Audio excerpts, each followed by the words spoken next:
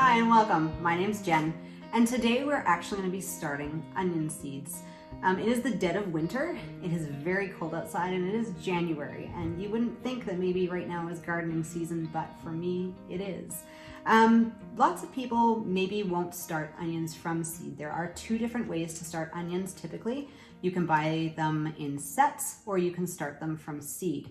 Now sets are really easy. It's almost like it's pre-started for you. They're fairly decent in size and you're going to plunk those in the ground and they will grow really well for you. But today we're going to start them from seed because seed is much more economical than sets. In a package here of my West Coast Patterson seeds, you actually get 250 seeds in one packet, as opposed to maybe buying a bag of sets and it's going to cost you a bit more. So this is a great way to start onions. I have chosen the Patterson onion for its storability. I actually store our onions down in our cold room over the winter, and I want a long storage onion. This is a great option, is the West Coast Patterson seeds onions. And so I'll throw a link in the description below of the ones that I'm planting today. But the same method goes across the board. So some things you're gonna need today. You are gonna want a tray with no holes in it. You are going to want some inserts. Today we're going to be using these 72 inserts. I will link those in the description below as well. You can find these on West Coast Seeds if you're up here in Canada. In the States, you can find them on Amazon, so I'll throw those in there. Sometimes you can get them in trays like this. This is a 72 as well. Actually, no, that's a bigger one. So that one's going to give me smaller little plugs than this particular one will. So this is the 72 that I actually like to start with. So what we're going to do today is we're going to fill this whole tray with some of our moistened Promix that I have pre-moistened. Try to get that said 10 times, Promix pre-moistened. So I've pre-moistened my Promix. I'm going to throw it in here and then we will water them as well. So today with these onions, they are going to want to be 1/4 inch deep.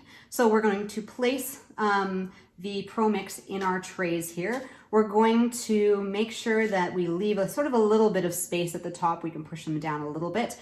There is a tool that you can use as well to just help you get that 1/4 inch on each one if you want to do them one by one like that. And I do that quite often. And then you can put some Promix back on top.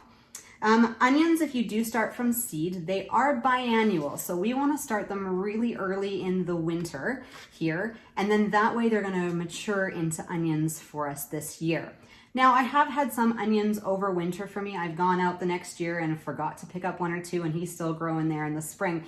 And that is an option. In some warmer climates, you can actually plant these in August, sort of like you would the garlic later on in the fall, because they are actually from the same family. They're from the family of alliums.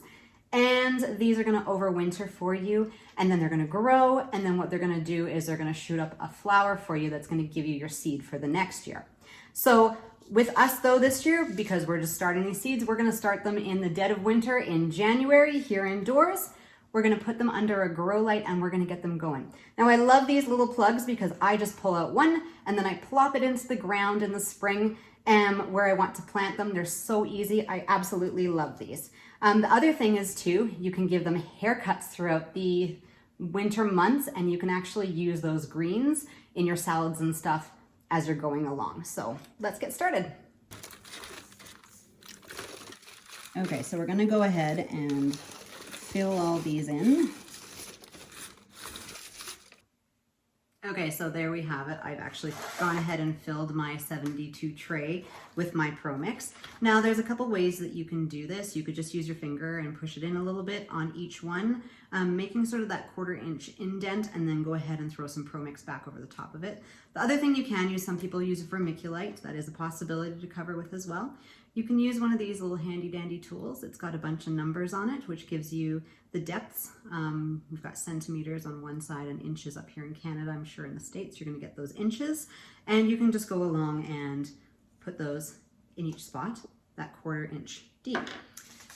Then what we're going to do is to go ahead and take some of our onion seeds. And if you haven't seen how an onion flowers before, they're absolutely beautiful. I'm sure if you've seen alliums in the gardens, like the purple alliums that you can see, They flower, and you'll see them go to seed in the fall as well. And they're very similar. These onions will probably produce a white flower, and they're absolutely stunning. And the seeds are a nice size, so you're going to be able to see these. They're going to be really easy to put in each of these cells as you go along. Okay, so I'm just going to go ahead and start putting some of these in each of the rows. You can choose to put one per row, one per cell, but you can also choose to do two and then choose the ones that do the best and remove the other ones, so thin them down. These seeds, they can typically germinate between 70 and 90% depending. So 70, if you get 70, that's fantastic. Each seed has sort of its own germination rate. Not every seed is going to germinate, so don't be hard on yourself if they don't. Often take a look at the packages. Most packages will say what the germination rates are. West Coast Seeds here, it says actually 92% on this particular package. But even if you get less than that, you're not doing anything wrong. Sometimes things are just a little bit different. So just go along. And we'll put seeds in each one of these cells as we go.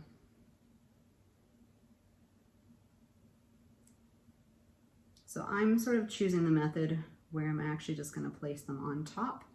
Might have one, might have two if they sometimes just fall in there. I'm not going to get too worried. I got three, I'll move one along. And then I'm actually just going to sprinkle some on top of this particular tray to get that sort of 1/4 inch deep. Oops, I missed one there.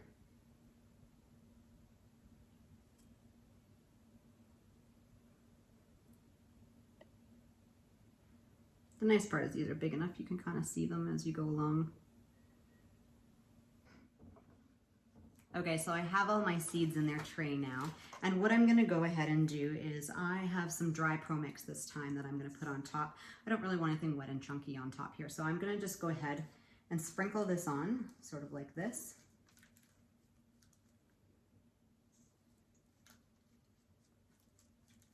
And then what I'm going to do is I'm just going to mist the top.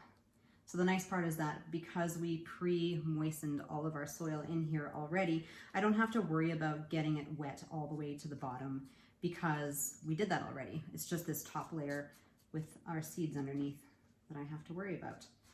So I'm kind of giving it that 1/4 inch. This will, over time, as we water it, over the months, it is going to sort of compact down. Now, when we started, we don't really want to compact our Promix too much because we want those seedlings to be able to put their roots in and to be able to sort of make hold in there. But as we water over the months, it's going to compact down even more. So it's going to be a nice solid plug when you go to pull it out and put it in your garden. So don't worry too much if you've got some of this on top.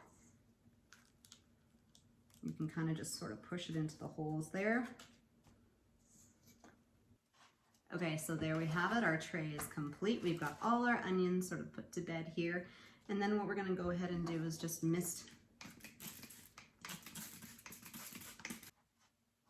Okay, so I've gone ahead and finished dampening that all up, and it's all good to go. So we're going to stick this guy under some grow lights in my garage. I've got some grow lights sort of look like this. I'm going to have them nice and low so that we can get as much light to these guys as possible. And as they grow, we will move them sort of more away from those lights. Something else that's important, you probably want to get some labels for all your plants as you go along, all your seedlings.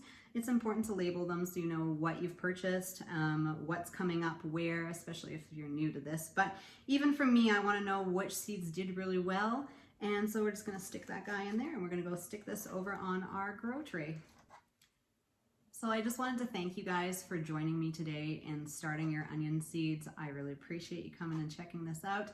If there's other things you'd like to see, throw some ideas down in the comments below. I'd love to know which sort of videos you guys are hoping to see over the next year, and things you guys really want to start, or things that maybe haven't worked really well for you and you just kind of want to know if there's any tips or tricks for getting things started.